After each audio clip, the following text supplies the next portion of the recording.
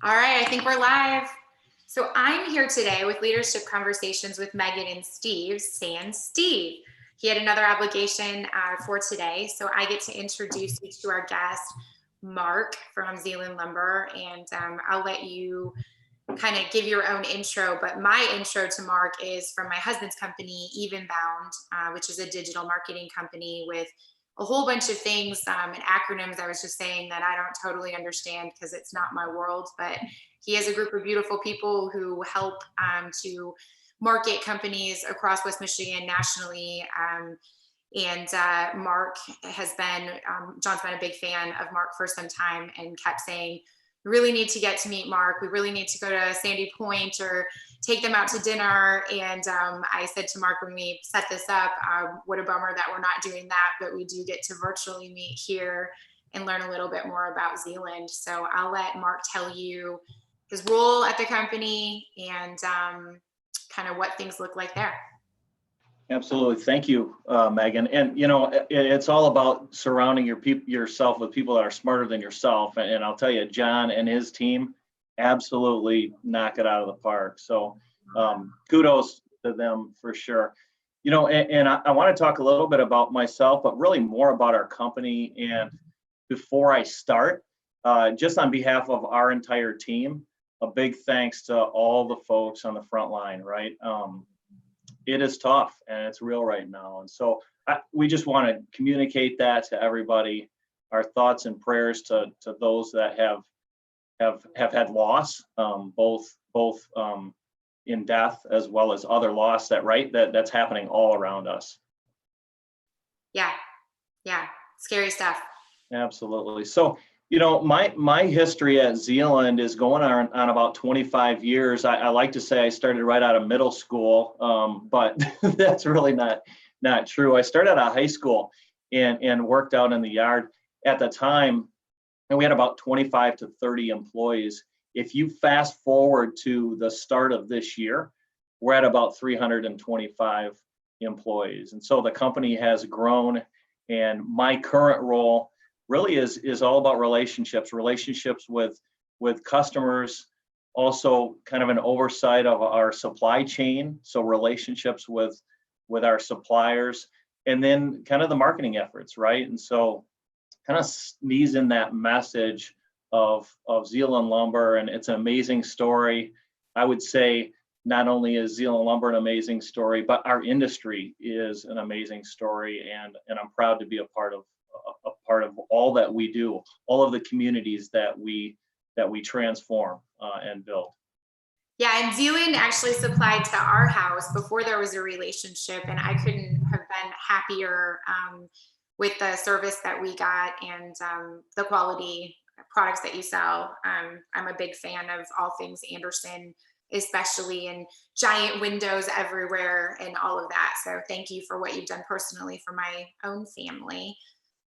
One of the things that I thought was interesting, I was on a walk with my husband last night, and I had done a little bit of research on Zealand, but not a ton. And he said, make sure that you ask Mark to tell you the story of how Zealand actually started, because it started out of hard times. And we've heard this word pivot over and over again from each person that we've talked to in a leadership spot. And you guys really did pivot. Can you tell me a little bit about that? Yeah, necessity is the mother of all innovation, right? And so if you go back to 1947, our company, or the company that was previous to Zealand Lumber and Supply, the leaders had been building customized boxes for the war efforts. And so they would build these boxes, these containers, send those boxes to Chicago, and supplies for the war efforts were put in these boxes and sent overseas, right? Uh-huh. And the war was over, and the leaders of that day were left with all this lumber, all this wood. And so the ingenuity that those folks had was like, hey, let's start a lumber yard. And so that was the origin of our company. I love that. So before, what did a regular day leading at Zealand look like, and how has that changed to now? So before COVID. Before COVID, yes. Well, first it was Rona at my house, and then it was COVID, and then it was COVID-19, and now I'm calling it the vid. The vid, it's honestly, it's crazy. I was looking at the day, like my daughter has this video every day. She's like, I'm on day number of quarantine, right? Today is 40 days of quarantine. And so although it feels like it's been a long time, it feels like in some ways it was just yesterday. And so pre-COVID, this year started off with a bang. I'll tell you, the weather was conducive to a lot of building. Yeah. I would say the single family construction, which is a big part of our business, as well as multifamily construction, was increasing in velocity.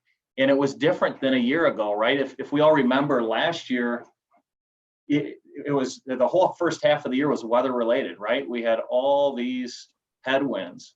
And this year it was looking so good, even up till early March. And then the faucet got turned off, and quite a difference the 40 days has made. Yeah. So what are you seeing with ordering and all of that? You're seeing delays, or what does that look like? Because I know all construction, for those of you who are watching, all construction was stopped. We were told that May 7, we open back up again for new construction. What do you expect to see happen right now? Right. So there's a big backlog, right? And so we're preparing for an onslaught of deliveries. And let me give you a bit of a picture. Pre-COVID, you could call and get a delivery within 24 hours, right? Now, with us starting on the 7th, we anticipate it could be a week, could be 2 weeks before you got a normal load, just because of all of the backlog that was in the stream. So you kind of talked about, like, what did April look like for us, and what did it look like in the middle part of March leading up to that? We had an 80% reduction in our sales activity. And that was overnight. Like, it just turned off. About 90% of our business is single family, custom homes, single family production, and multifamily. And in the state of Michigan, that was shut. Now, we also operate a couple locations in northern Indiana. Indiana has been a little bit more friendly toward construction. And so we've had some activity there, but Michigan really had come to a standstill up until now. So how do you manage that? Is there a supply chain issue? Is there an issue with getting stuff to Zeeland, or just an issue with getting it from Zeeland to the job site, is what I'm used to saying? Yeah, so that's a great question. And so I can't help but laugh, because, just a few minutes ago, I was talking about back in 1947, we had all this lumber, right? Well, Right. If you walk in to any of our yards right now, we have all this lumber, right? So the last month and a half, we kept on getting shipments in from our suppliers, because, we're ordering product on the rail, and that's taking 2 months to get in, 6 weeks to get in. And so we couldn't stop those deliveries quick enough. So we had all of the inventory coming in and nothing going out, right? And so our challenge really is not going to be able to provide the materials for our customers. I mean, we have enough material to do it. I think the challenge really is to get the product built and to get it shipped to our customers. We just don't have enough capacity to be able to fulfill all of those orders in a short period of time. So was it like a faucet turned on when Governor Whitmer made the announcement that, May 7, everybody was going to be able to go back to work? Did your phones just blow up and everybody said, okay, I'll take my package now, I want this right now? A bit of that. But what we've done since the beginning is, we supply some agricultural, some healthcare buildings. And so we do have some essential customers that are doing essential work. So we've been doing that all along. And there are some other customers that are trying to get their homes, their assets, so to speak, closed up. And so they've signed essential letters. And so we're supporting them, and we're getting those shipments out to those customers. And I think it will help us as we try to get everybody in the queue, so to speak, for the next few weeks. So do you think that this was, we had Dale Zahn and Julie on last week from the Grand Rapids Association of Realtors, and then the West Michigan Association of Realtors, their CEOs. Their thought was that we were halted, but the market will continue as planned. Do you have that same feeling, or do you think that, construction will be depleted, or we'll have less of it than we were anticipating or expecting 60 days ago? Yeah, it's a great question. And You want to consult your magic ball, your crystal ball. When has it ever been truer where you say we don't know what we don't know until we know, right? Right. I mean, that's ultimately, so we've connected with a lot of our suppliers, with a lot of our customers, just to try to understand what are they seeing, right? And I'll tell you, to a customer, the backlog is there, right? And some customers going into this had a 6-month backlog. Some had a 4-month backlog. Some were even greater. And the belief out there is that there's going to be a ton of activity through that backlog, right? The key is what happens in the next month to 2 months in terms of new customers, new families that want to build a home, want to do a remodel project. Are they going to sit on the sidelines, so to speak, or are they going to engage and say, hey, it was kind of a one event story to our economy, and Right. they believe that we're gonna come out of it kind of as we went into it, kind of like maybe a deep V recession, right? Just kind of down and then back. I'll tell you, it's hard to say. I'm optimistic. I'm a positive thinker. I think we'll get through it. At the same time, I'm realist, and I feel like we're going to have a bit of softening in sales in the fourth quarter and first quarter of next year. Yeah, it's a complicated thing, because the safest properties, right, for us to be able to show as realtors would be new construction where no one is living right now. I did put one new construction property under contract. I stayed at home. Nobody report me. I was here. I didn't do a thing. I've still never seen it. Luckily, I had been, in the development prior to, but I wonder if new construction sales won't be up because of the potential limitations that we have in going into existing. And then yesterday I had someone who sent me a message about, needing a bathroom redone. And I called multiple people, and they have a backlog, and they're going to be busy with the people that they couldn't see for the last 45 days for the next 45 days. So I hope that, I know we share the same optimistic space. I hope that that's what works. Works out. I wonder, what's it going to look like with showrooms and selections and people being able, you have some of that at Zealand, right? Where I can come in and touch product. How are you guys managing that? Right. And it's a fantastic question. It's interesting because I met with a window manufacturer early this year when COVID was not on the radar. And he actually made the comment, he said, listen, in 5 to 10 years, he doesn't believe showrooms will be around. It's going to be all virtual. It'll be folks that are looking online. And so interestingly enough, in about 3 months worth of time, his time frame might be actually accelerated, right? So our thing is we want to make it easy for our customers, right? And if that looks like them coming into our showroom, we're going to have all of the necessary things in terms of cleaning. We've been working so diligently on making sure that we have the right PPE in our office space, that we have the right cadence in relation to the the higher frequency touch areas. Yeah. And then when displays are touched, when that meeting is complete, we'll be wiping those down and cleaning those displays to ensure that safety. That's super critical to us. But Megan, I'll tell you, we may have folks that are saying, "Hey, listen, we want to do a Zoom meeting like this, where we could kind of go through some selections." The technology that's out there. I mean, I didn't even know about Zoom. Quite honestly, it's somewhat embarrassing, but I didn't know about it before COVID.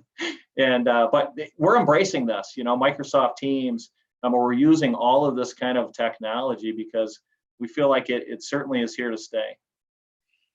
Yeah, I wonder about that personal interaction and how that feels, having been the director of sales for a large residential builder. There is something about being able to touch it. And then the other side that I think about is the HBA and the parade of homes, and being able to, see different builders doing different things. But I guess that will, be the same thing in new normal. The parade of homes may be a virtual online tour of these projects that aren't going to be walked through for this 1 year. Have you heard anything about that?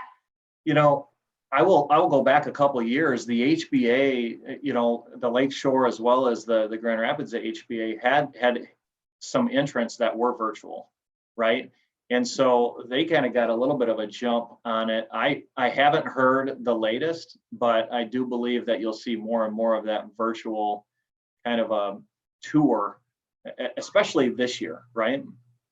Yeah, I think that there's probably no way around it. I know that you have a couple of points that make sense from a leadership standpoint, in a way that you've been able to benchmark just how you're guiding your people. I'd love it if you would share those with everybody.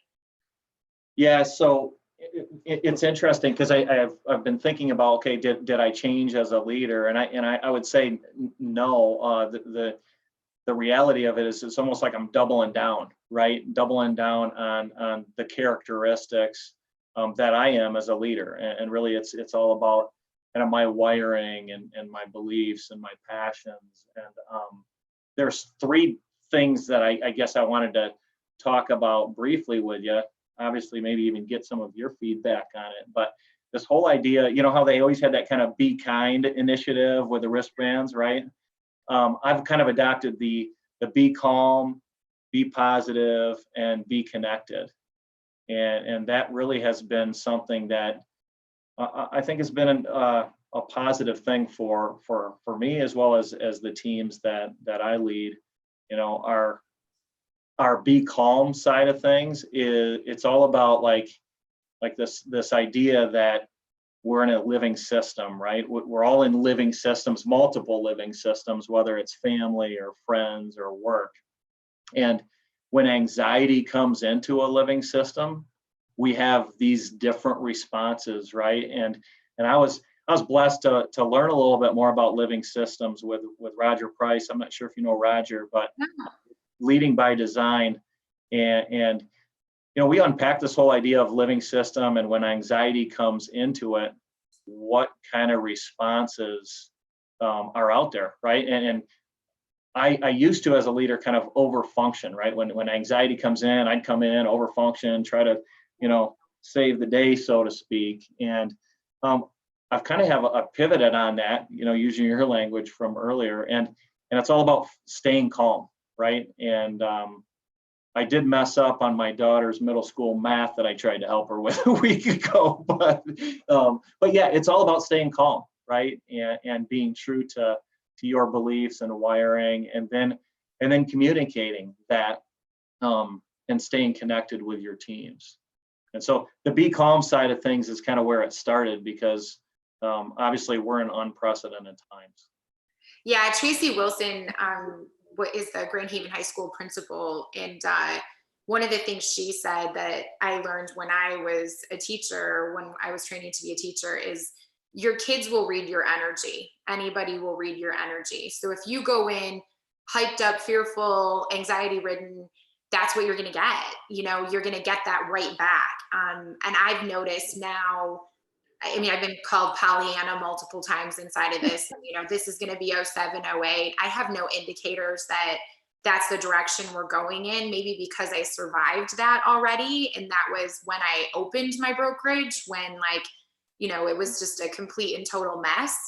I do have that idea that we're resilient in this space. We did it then, we figured it out. We'll figure it out again if we'll collaborate and connect and communicate what's happening next. There's nothing that I can find that serves me in that, you know, vibration of, oh my goodness, the sky is falling.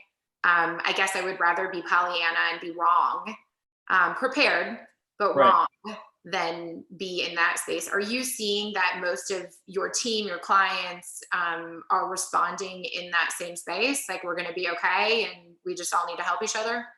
Yeah, absolutely. You know, our culture is what it's all about, right? And we are empowering. It's serving. You know, we want to have fun and have some levity in what we do, and we want to be excellent in what we do. And I'll tell you, over the last year and a half, we've really seen some tremendous growth. Our team is amazing. We have 6 locations, and the team that we're building is just fantastic. It kind of segues into my second piece, right, where the whole be positive. And I mentioned humor, right? And so that's kind of just part of my DNA. And so I will tell you, there's been a few times where I've had team members that have been working from home that had technology problems. I did too, right? And I'm big on gifts, right? So I didn't know there were so many gifts, and I focused on, you probably remember the one from Office Space where they're in the field and they've got the printer out there and they're just kind of like smashing that, right? And so that's been one that we've shared with each other, and you know what? It's made some serious situations a little bit less serious and more palatable, right? Yeah, I mean, I had one of my agents who called me today and we were chatting and she said, it's getting hard to tuck crazy in. And I thought that's really funny. That's and I had the same thing with math. Like my son said, did you just Google that? And I was like, absolutely I did. I didn't learn Chicago math. Like, carry the one. That's how we're going to do this. And he was doing things and said, well, my teacher never has to write it down. I'm like, I'm sorry, I have to write it down. That's how I do math. I don't know what you want from me. I know the answer, right out of the gate, but I don't know how to get there inside of this space. So the positivity piece of it, I just don't think there's a choice. Right. Well, and we've embraced, our leadership team has just talked about how this is such an amazing time to lead, to coach. And let's be real, like none of us have a playbook for this, No. right? And none of us as leaders are perfect. I make mistakes every day. And, that's something that I'm transparent with my team as well. The other day, I was working on a program for a customer with a supplier. And so the supplier gave me some information. And when I thought I was sending it to the correct customer, I actually, you always send the Jordan, you got Jordan and then you send it and you think it's for that person, and it was for somebody else. And I'm like, hey, if that's the worst thing that I did today, I'm in a great place, right? Yeah, you're gonna be just fine. You're gonna make it through. How in this third, the connected, how are you guys keeping your team? So you said Zoom. I know that you probably have, I've heard from multiple clients of mine who have major manufacturing. So now like you've got somebody who's at home, there's no more childcare. School was childcare for a lot of us. How are you continuing to keep people connected to each other? Right. So what do they say with communications? It's hard, and it takes like 7 different ways to communicate. And so we're just trying to engage in all of the different ways that we can do it, right? And so the new area, I mean, certainly you've always had text, you've had phone, and then we've had some folks in our office, but the technology with like Microsoft Teams, I mean, that's something that we're adopting, and that we're using daily. We're using Microsoft Teams on a daily basis. We have used Zoom. We'll probably continue to just use the Microsoft Team platform. That's been really good for us to work together on shared documents. to create different teams within our team. We have a COVID-19 team that meets every single day, and so we're very, very intentional about communicating. And not only that, but communicating with all of our stakeholders, Megan, right? I mean, I mentioned, we're leaning on getting feedback from our customers, from our supplier community, as well as organizations like the HBA. Has been amazing for us to kind of navigate through the storm, right? We're all in the storm together. Do you think that West Michigan is insulated in any way, based on what you're seeing in your other locations, or is it the same sort of everywhere? Yeah, that's a fantastic question. I'll tell you, the construction industry has been affected by this based on what region you're in. There are certain states where, I'm talking to other lumber and building material dealers, they've had no decline in sales, right? And so when you look at it inside of Michigan, it is regional as well. Our east side of the state operations, we have a truss plant there as well as a lumber yard there. And the truss plant has been shut down since the order came out. The lumber yard has basically been shut down, operating with just a few people, just to support those essential customers. So that side of the state, although it's a bigger market, right, it's been a smaller one through this challenge. On the west side of the state, the lumberyard has been open, but our truss manufacturing facility has been closed. We're working on getting both of those up and running in the next 3 to 4 days. So the supply piece of it, is everybody or all of your locations sitting on a bunch of lumber? Don't remind me. Okay. It makes me think of like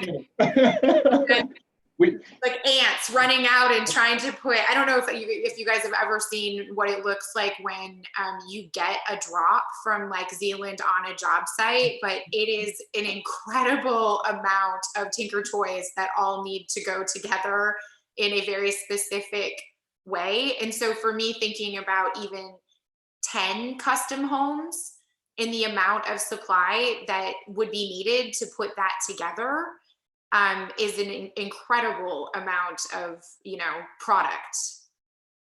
Yeah, and I'll tell you, our inventory went up about 40% through this, and so our lumber, our floor systems, we have more of that than we've had in a long time.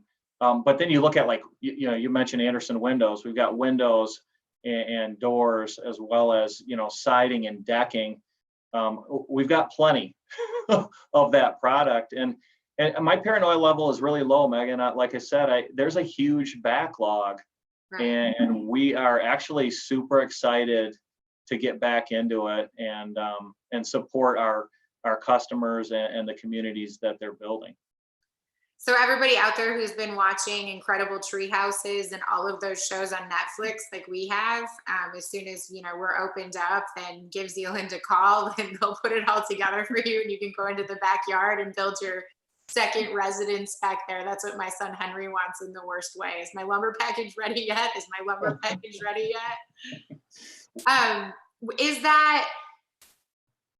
Do you think that will be a thing where the consumer is coming in more? I mean, I believe we saw a lender told me not long ago that there were 300 refinances in like a 2-week period, which tells me that, first of all, as a real estate broker, that's 300 houses that are not going to be sold or be on the market this year.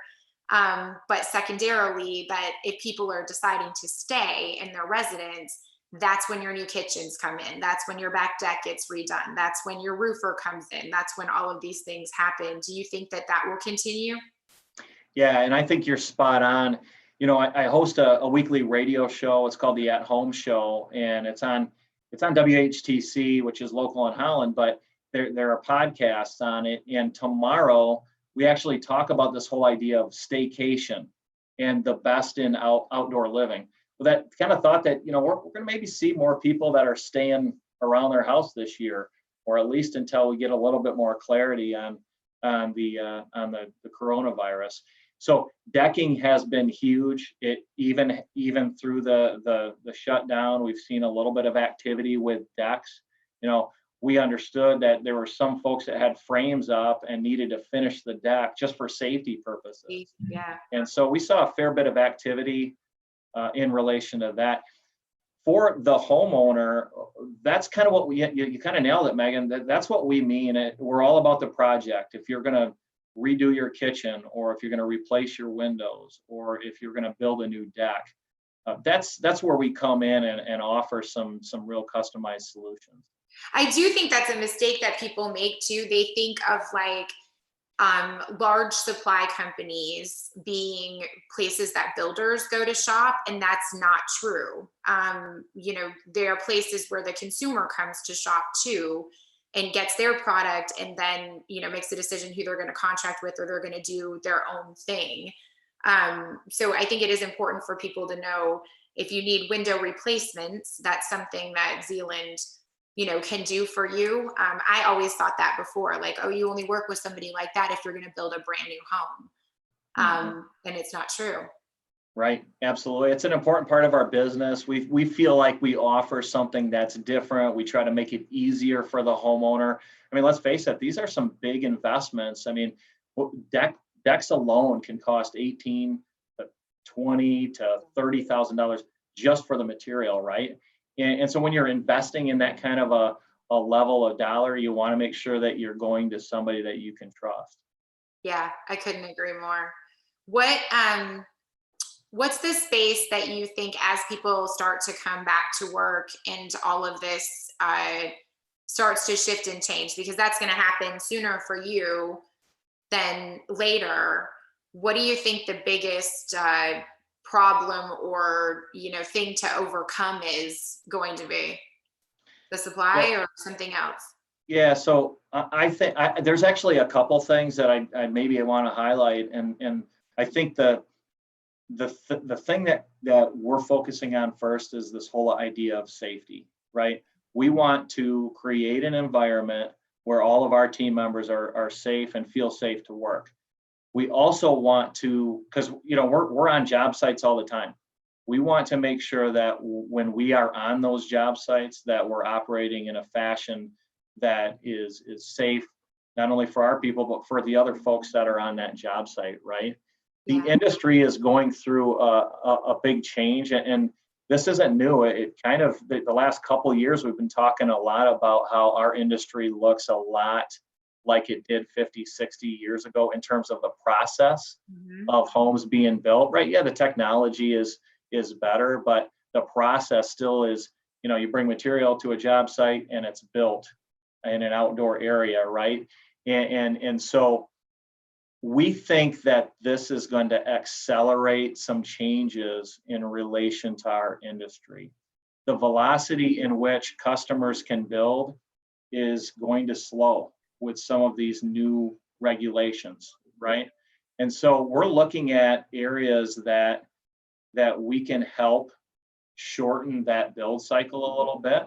And one big thing, and maybe you've seen it, Megan, but this whole idea of like panelization and components, right?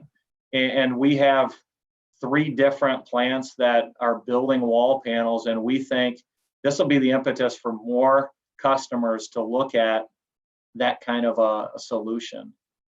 There's some other exciting things in relation to products that manufacturers are offering that can help shrink that build cycle, right? Like pre-finished siding.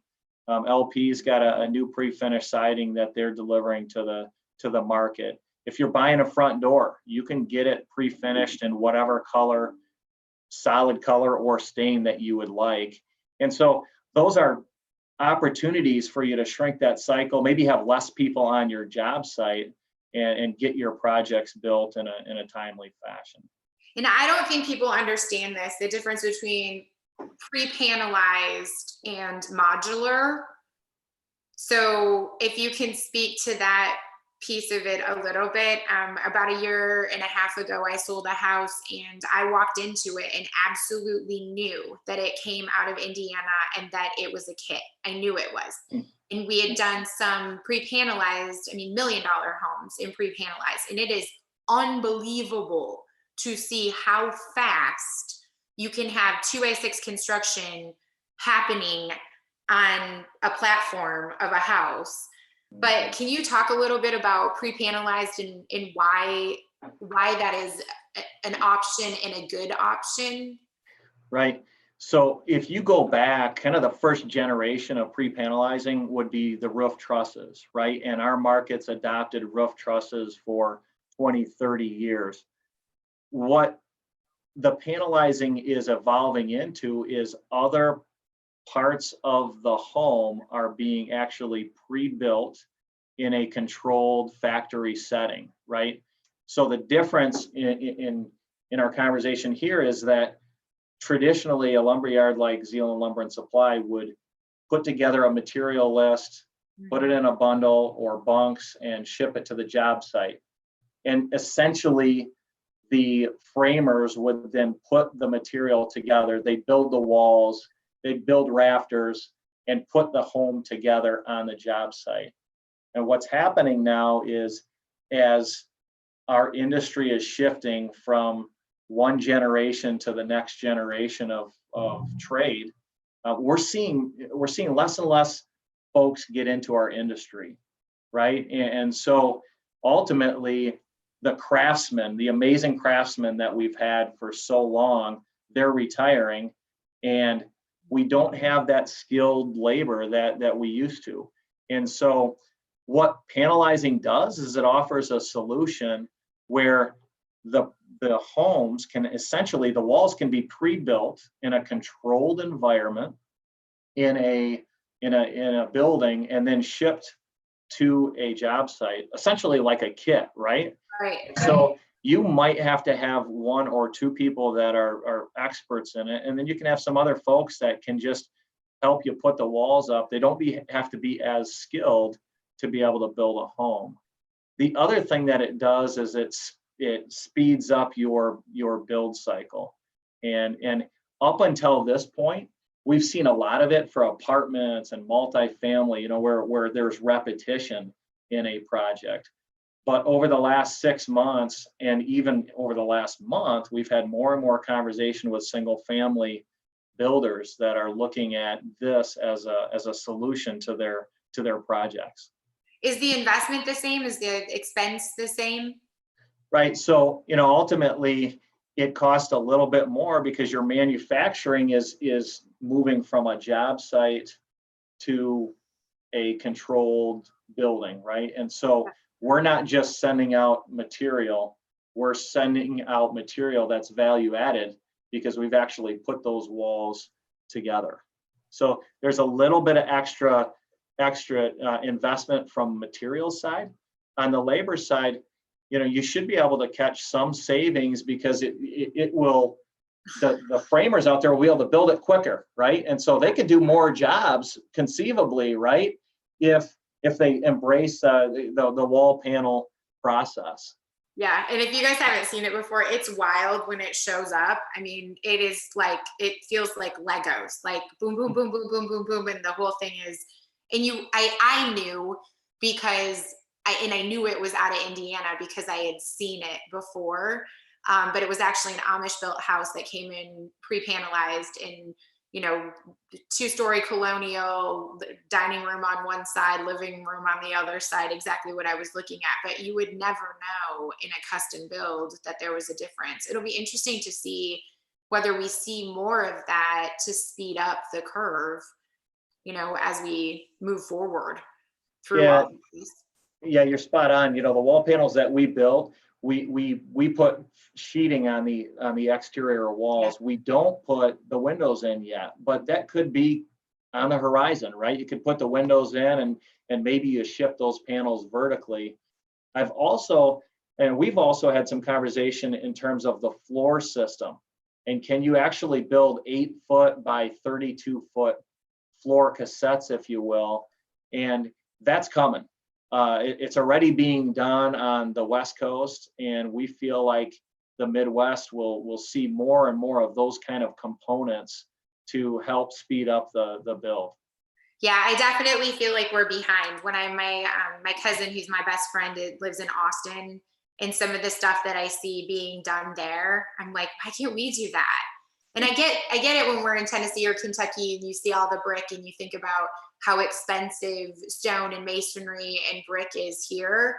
But they're not like creating different lumber in Texas than they are here. So I'm excited to see how in this time of constraint the creativity starts to blossom and how we can do things, more affordably or higher quality, or that sort of space. I think it's interesting that you're already starting to see some of that shift. Yeah, It's really yeah, cool. it is. And I didn't mention, maybe I was remiss, our purpose is, it's all about transforming lives and communities. And what a better opportunity than now to live into that. And it's exciting to be in an industry that is going through some seismic changes, some seismic shifts. And there's a long runway in front of us, even as there is some uncertainty out there, Megan.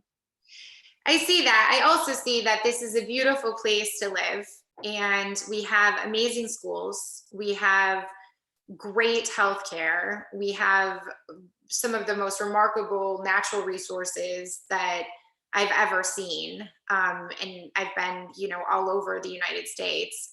People want to live here. And I see us being in a space where we can find a way to be able to get people into new construction, get people into the houses that they want, or stay in the home that they have, and purchase the things that they need in order to make it better. Especially with, when I started in the business, I think my first mortgage, we didn't have 20% down, so we were at 8.25% on that, and then the remainder was 6.5%. And now interest rates are hovering for, I saw somebody get a 15 at 2.25 a few weeks ago. So I do think that there is an opportunity to stay in your home and start to build equity by changing the things that aren't working for you. And, I'm glad to know that there are companies there that are ready to put it all together when we're ready to pick it all up, because we've got to be onward. I mean, there's no other way. Absolutely. Yeah. Absolutely. Well, I'm super glad to have the opportunity to spend time with you. Is there anything that you feel like you may have missed or you want to add to the show today?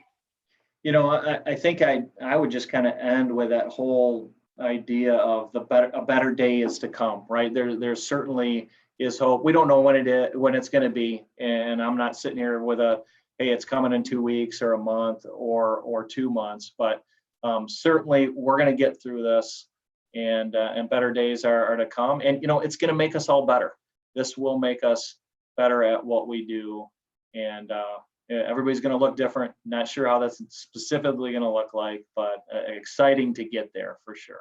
I agree. And I think it's so funny that I can tell you without being able to read it right now that the sign behind you says, "Be kind, work hard, stay humble, smile often, stay loyal, be honest," because I am looking at the exact same sign that my team gave me a couple of years ago, and I would grab it, but it's littered with "Thank you, Mom," and a picture of a fish and so many art projects that we've done right now. So it's Unbelievable. hilarious. You absolutely nailed it. That's fantastic. Yeah, I think it says "travel when possible," though. So Right. we're really, that's a jam right now. And I know that we were up against Governor Whitmer's 3 o'clock today, so we'll see what has happened to us next. But check out Mark's podcast. I listened to it as I was cooking last week, and I had not had the thought about what the new normal was going to look like from a standpoint of showrooms and how we were going to see all of these different, products and all of that. It's very insightful. He has really lovely leaders on it, and it's a very similar format to what, Steve and I have been doing here. And then, check out Zealand when we're allowed and we're released. Go look at your decking supplies. Go do all of that. I want to say thank you.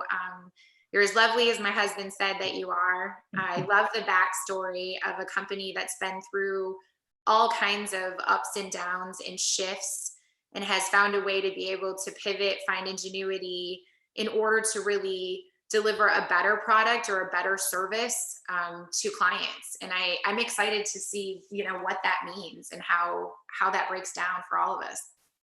Well, thanks so much, Megan. It's been amazing to be on and to chat with you. As you were saying that, and I can't help but say it, but my wife always said, "Hey, the radio fits me well. I got a face for the radio," and so she was a little uncertain about this. That is not true. That is not true. When this is all over, I am absolutely going to find you and your wife and my husband and buy you a beer or a cocktail someplace when we can Love all that. meet. But thank you for leading in West Michigan. Thank you to your family and to your team. I think you all just became sort of frontline workers. Now you're out there one step behind the heroes who are keeping us safe. And more than anything, delivering opportunity back into the economy. At some point, the printing press has to stop. Mhm. And that does mean that we're going to have to look locally and support local companies and, continue to thrive in that direction. So I'm very grateful for your time. Hey, thank you. And I say the construction is going to lead us out of this. And be safe and well, everybody. I couldn't agree with you more. I think that home is where the heart is. We're better together. And if they'll put us all back to work, we'll at least flush some big sales and help some people to be happy and at home. If we've got to stay at home, right? Right, exactly. We got to stay at home. Can we have it be a nice one with pretty windows and great decks and all the things that Zealand can supply for us? I would really like that. You take good care of yourself and we'll see you soon. Hey, thank you.